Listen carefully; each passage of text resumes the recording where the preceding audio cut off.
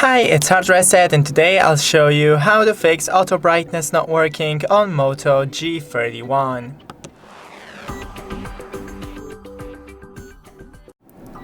So first, go into the settings, then display, and make sure that the adaptive brightness is enabled. If it is, then try to disable it and enable once again. Then take a microfiber and clean the front camera lens and the top of your phone. Then try to restart your phone if it's still not working. And one thing you can try is to, for example, disable the adaptive brightness, lower the brightness fully, and enable it. As you can see, it restored.